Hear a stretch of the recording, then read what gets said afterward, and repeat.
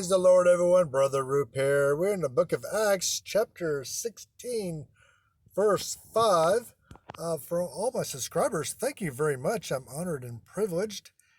If you like these short videos, 5 to 10 minutes long, this one may be a little shorter. Go ahead and subscribe and ring the bell. So we are book of Acts, chapter 16, verse 5. It's a short little verse. It's kind of a connecting verse. That's what I call them. I don't know if that's the correct terminology or not. Connecting verse.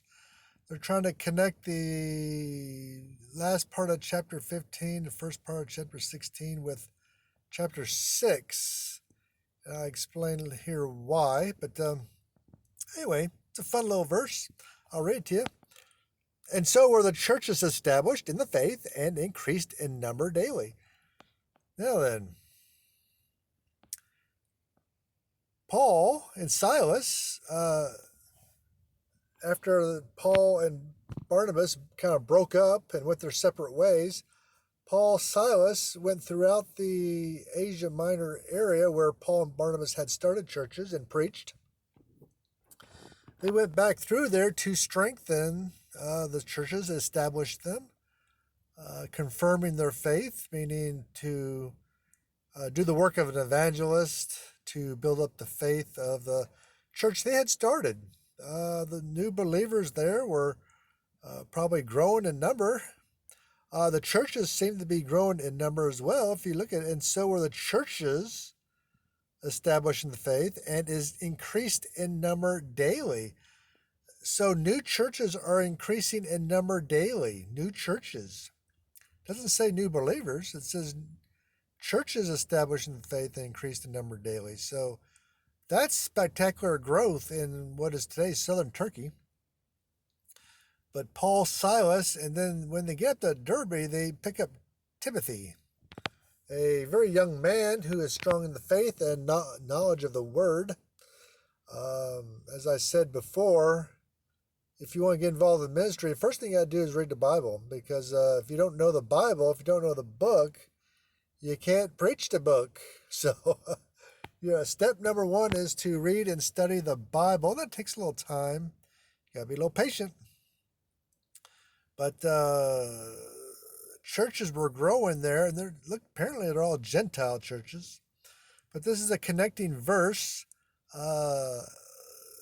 chapter 41, all first part of chapter 16, that are confirming the churches, and Timothy was circumcised. That's kind of, we already dealt with that one, so you can read that in 16:3. But if you look at my red line there and to the left, that means there's a change of context. Change of context, meaning people are changing, or they've changed location. People are different, or location's different. So a change in context. The New Testament writers were awesome, but they weren't very good at telling you the change of context. So I put that red line every time there's a change of context, so I know that it has to be interpreted differently. You can't interpret the previous verses necessarily with the ones after the red line, after the change of context, because you're in a different scene, different people, and different location. But this is kind of a nifty little connecting verse, connecting the previous verses to these new verses coming up.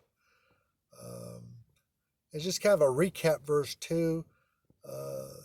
It's going from church to church, establishing the faith and increasing the church in number. And that's wonderful. That's awesome.